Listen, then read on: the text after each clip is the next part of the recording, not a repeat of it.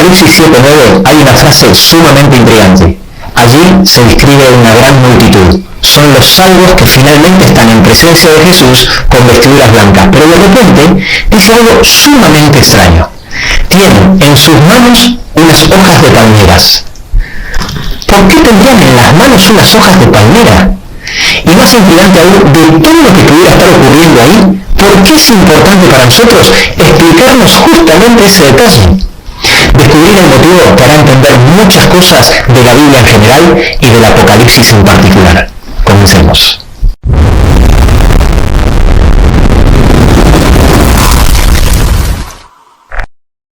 Acompáñame al siglo XV a.C. Cuando Dios libera al pueblo de Israel de la esclavitud de Egipto a través de Moisés, primero los lleva al desierto, luego frente al monte Sinaí les entrega la tabla de la ley y entonces le da instrucciones precisas de cómo construir un santuario. A partir del capítulo 25 del libro de Éxodo le dedica 15 capítulos, casi la mitad del libro, para explicar de forma minuciosa de cómo debería ser el santuario o tabernáculo, cómo debían ser sus muebles, los materiales, las fiestas, las vestiduras de los sacerdotes, etc. Era un tabernáculo portátil con sus límites muy bien marcados, dentro del cual estaba delimitado el atrio exterior y dentro de ese terreno había una tienda, el santuario propiamente dicho, que constaba de dos partes, el lugar santo y el lugar santísimo. Y en el lugar santísimo se encontraba el arca, en cuyo interior estaban las dos tablas de la ley. Era un aula, era una maqueta didáctica donde cada día aprendían sobre la obra que Jesús iba a realizar para salvar el mundo. Todo tenía un significado en el santuario. Los muebles, los materiales utilizados, cada fiesta que marcaba el ritmo de las celebraciones y rituales, las tareas y los sacrificios diarios que se realizaban, nada era por casualidad. Dentro del santuario había 7 muebles de diferentes materiales con una simbología muy amplia y precisa que representaban enseñanzas muy importantes sobre el plan de salvación. En el atrio exterior estaba el altar del sacrificio, que estaba hecho de madera de acacia revestido en bronce, y el lavacro, que era todo de bronce. Luego en el lugar santo estaba el candelabro de oro, era de oro puro, la mesa del pan de la proposición, que era de madera de acacia revestida en oro, y el altar del incienso, que también era de madera de acacia revestido en oro. En el lugar santísimo estaba el arca del pacto, que también era de madera de acacia revestida en oro, y por último estaba la tapa del arca con 2 querubines labrada en una sola pieza de oro puro llamada el propiciatorio. Y toda la liturgia que giraba alrededor del santuario estaba marcada por 7 fiestas anuales. En primer lugar, la primera era la Pascua. Después venía la fiesta del pan sin levadura, la fiesta de las cosechas, o primicia, la fiesta de la semana de Pentecostés. Después venía la fiesta de las trompetas, el día de la expiación o el día del perdón, y por último la fiesta de las cabañas o la de los tabernáculos. A partir de ese momento, el santuario se transforma en el centro de la religión de Israel. Durante casi 5 siglos fue una tienda portátil hasta que en el siglo X a.C. el rey Salomón construye el primer templo, el famoso templo de Salomón, que no sé si sabías, pero no es otra cosa que el santuario de Moisés ampliado, más grande, pero con exactamente las mismas proporciones que el santuario de Moisés, los mismos muebles, los mismos servicios, fiestas de celebración, etc. En el siglo VI a.C., el templo de Salomón es destruido por una invasión babilónica y 70 años después es reconstruido tal como lo profetizó el profeta Jeremías 2 veces y que también lo menciona el profeta Daniel. Aquí en pantalla te dejo los versículos. Fue conocido como el segundo templo y obviamente siempre guardando las mismas proporciones de medidas que Dios le había dictado en el desierto a Moisés y por supuesto con los mismos muebles, fiestas, servicios, etc. Este último templo fue destruido en el año 70 después de Cristo por los romanos. Así que el santuario fue el lugar de culto del pueblo de Israel donde Dios le enseñó durante nada más ni nada menos que aproximadamente 1500 años el plan de salvación a través de símbolos. Te estás preguntando qué tendrá que ver todo esto con las hojas de palmera que leímos al principio en Apocalipsis 7:9. Allí vamos. Por un lado, los judíos, al no reconocer a Cristo como el Cordero de Dios, siguieron con los rituales de sacrificio. Cuando Cristo muere, Dios muestra de muchas maneras que el servicio del santuario que estaba en Jerusalén y todos los rituales del sacrificio que apuntaban a Cristo debían dejar de funcionar porque Cristo ya había sido crucificado. vamos a mencionar algunas de ellas. En primer lugar, en Mateo capítulo 21, versículo 13, cuando él entra al templo, lo llama mi casa, pero luego, ya finalizando la semana acerca de la crucifixión, cuando se va en Mateo 23, 28, para ya no volver, la llama vuestra casa. En segundo lugar, en ese mismo versículo dice, vuestra casa os es dejado desierta, haciendo referencia a que la presencia de Dios ya no estaría allí. Y luego en Mateo 27, 51, dice que el velo del templo se rasgó en dos, de arriba hacia abajo, por una mano invisible, cancelando Dios mismo la continuidad de los servicios. Y principalmente Jesús se lo deja muy en claro a sus discípulos, los cuales lo explican muchas veces y de muchas maneras, como por ejemplo cuando Pablo dice en Hebreos 7:27, Jesús murió una vez y para siempre ofreciéndose a sí mismo. Por consiguiente, el cristianismo dejó de practicar los servicios. Ahora, presta atención a lo que te voy a decir, porque aquí viene el dato que lo cambia todo. El santuario que Dios le dijo a Moisés que construyera era una sombra o modelo del verdadero santuario que existe en el cielo. En Éxodo 25:40 Dios le dice a Moisés que lo construya conforme al modelo que se le mostró en el monte. Y el apóstol Pablo, explicando precisamente este versículo en Hebreos 8:5, explica que ese santuario de Moisés es figura y sombra de las cosas celestiales. De esta manera, todo lo que construyó Moisés era una representación del verdadero santuario, explicando como una gran maqueta didáctica llena de simbolismo todos los detalles del plan de salvación que realizaría Cristo en todas sus etapas. El rescate más grande, impresionante, complicado y costoso de todo el universo. Pero acá viene lo importante.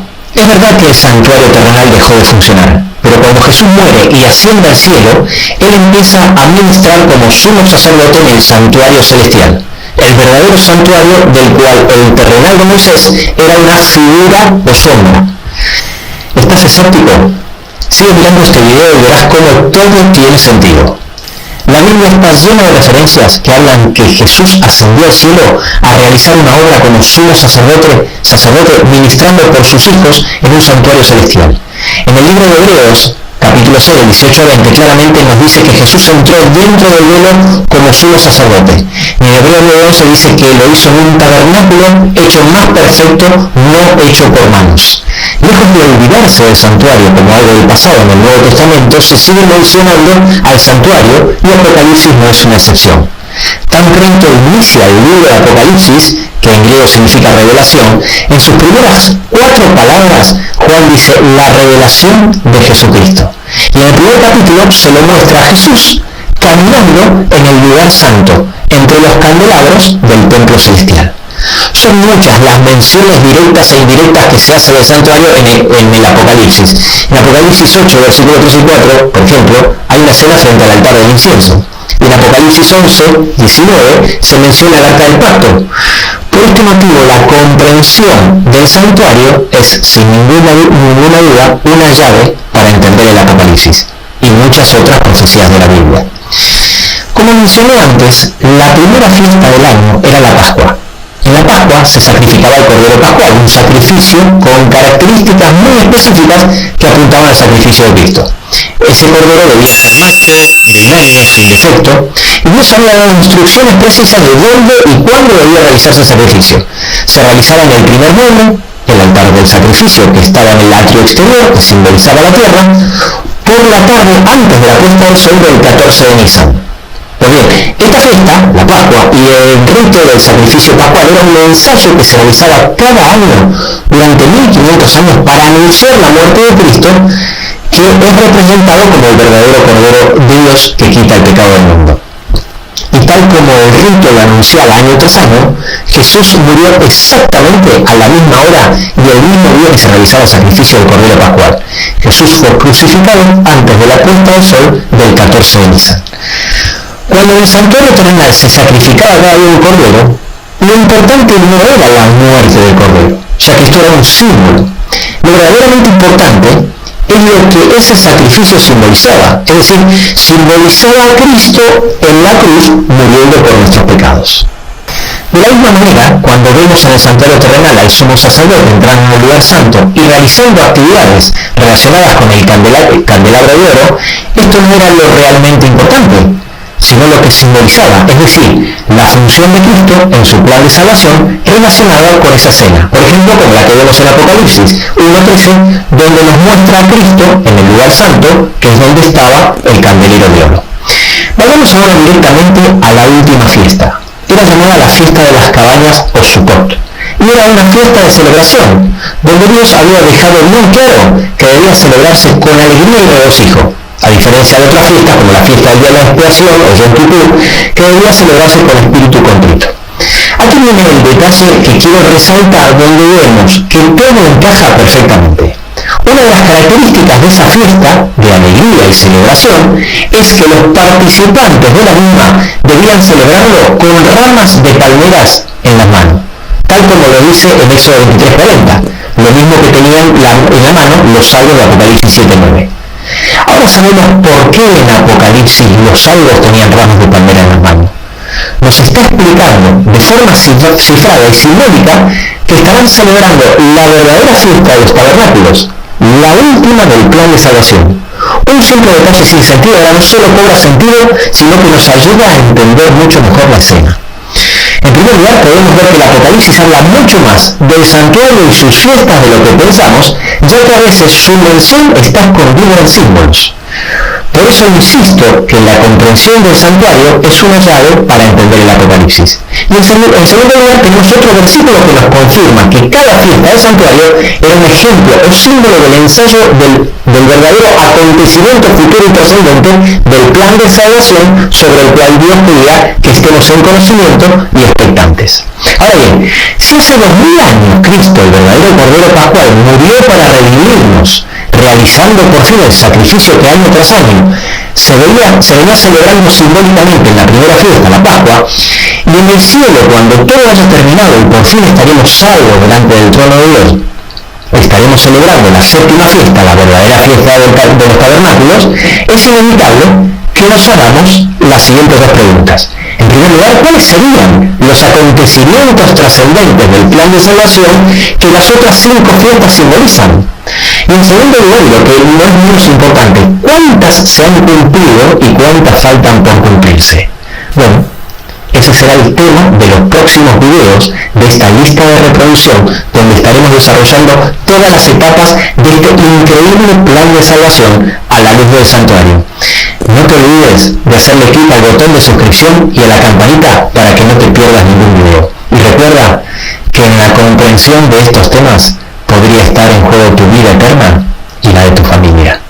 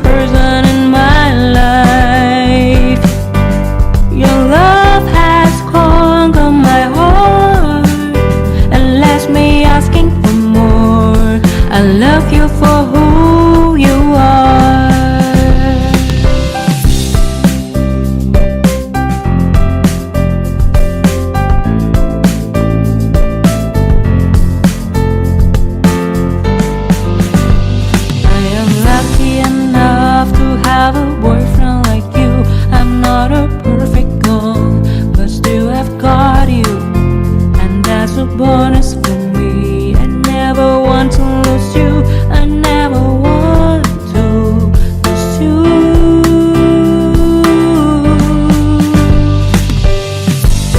You will not believe, but it is true when I say that you are the more important person in my life.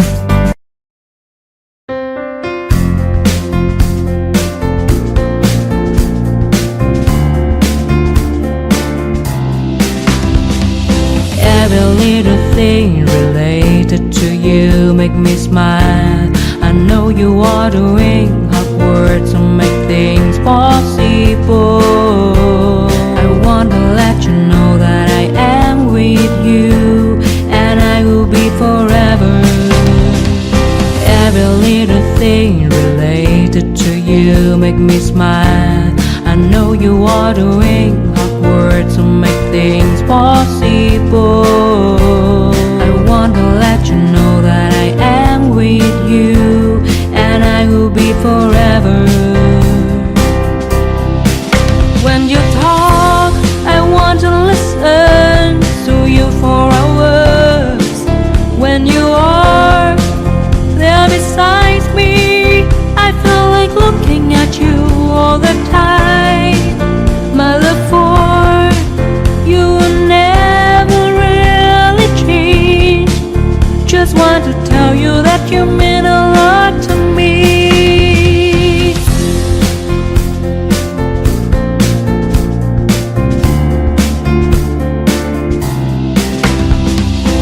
Every little thing related to you make me smile. I know you are doing hard work to make things possible.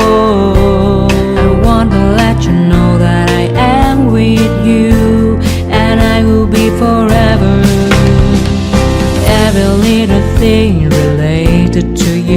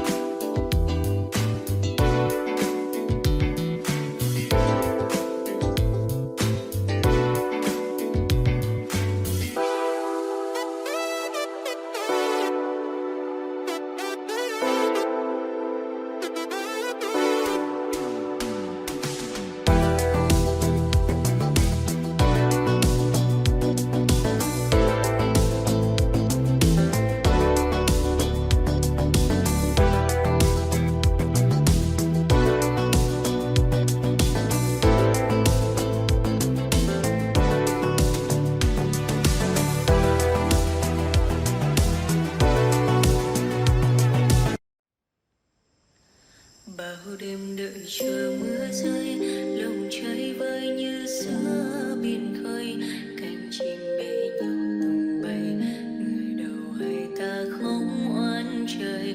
Bao năm tình yêu chưa phai, giờ chia hai đôi lứa lạc nhau, lối gió số phận đã không an bài bền lâu.